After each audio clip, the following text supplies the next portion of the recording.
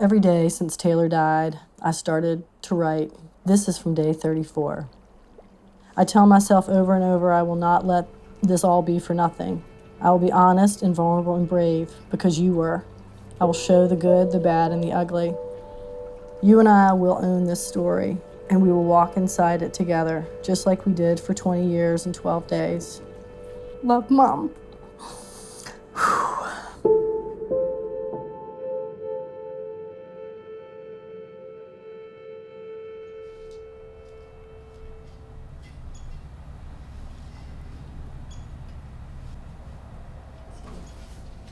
Oh yeah, that's one of my favorites.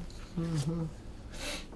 Taylor was the big personality in the family. I don't know that he necessarily always wanted to be center of attention, but he didn't mind it either. Oh, I like this one too. He liked to live life big. He came out with a foot on the gas pedal. He wanted to go, go, go. He was fearless. He was gonna do anything to kind of achieve his goals.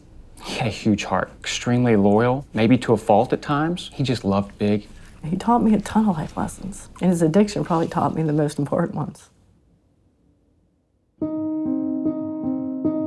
was a great athlete. He could do anything he wanted to do. At the age of 14 or 15 years old, Taylor had a pretty significant tennis injury. Started with a shoulder surgery and a bottle of Percocet to manage his pain, and that was the beginning. It was years later that he would tell us that when he took that Percocet, it was the first time his brain lit up. It was the first time he felt normal. It was the first time he didn't feel anxiety. He didn't feel depressed because he had a history of anxiety and depression. And he said from that point on, he was hooked.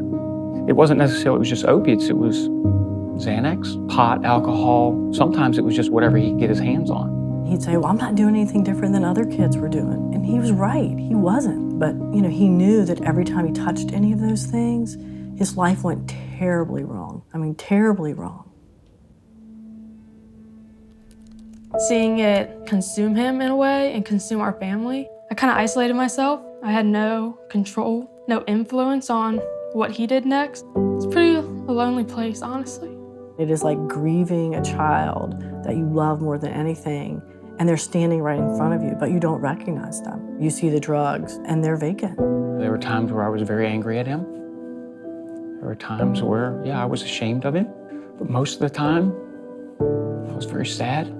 And as hard as we tried, we couldn't help him. We struggled to try to find good, compassionate care time and time again. Even when we did, it was extremely fragmented. We have these siloed models with mental illness and substance use. We've either picked one or the other. And as a mental health professional, I could not believe it. When Taylor was in treatment, oftentimes, they just wanted to treat him for his addiction. If you don't treat the underlying mental health issues that typically come with addiction, you're only treating maybe not even half of it. There's an urgency in treatment, and the gaps are big. And with things, being tainted with fentanyl these days, every relapse is potentially your child's death. And that's what happened to Taylor.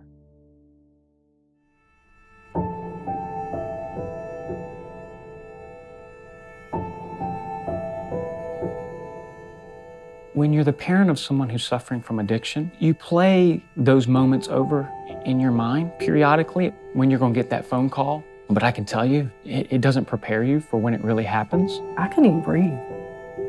I couldn't breathe to know that your son, doesn't get another day. I don't get to see him get married. I don't get to see him have kids. He was just such a huge part of our family. We'll just never be able to experience that anymore. Just having someone take on life, even when my parents circle, Never did want to be an only child.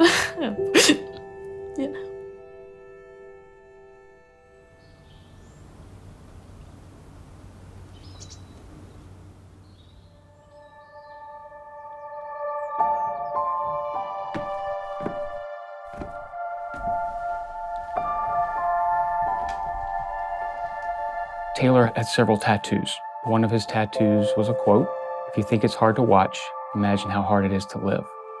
All he wanted was for people just to love him, and at the end of the day, treat him like anybody else. So our plight, our journey from now till the time we can't, we're gonna spend most of our energy trying to help those who are facing the same struggle that we faced. I just, want it to be treated like any other disease.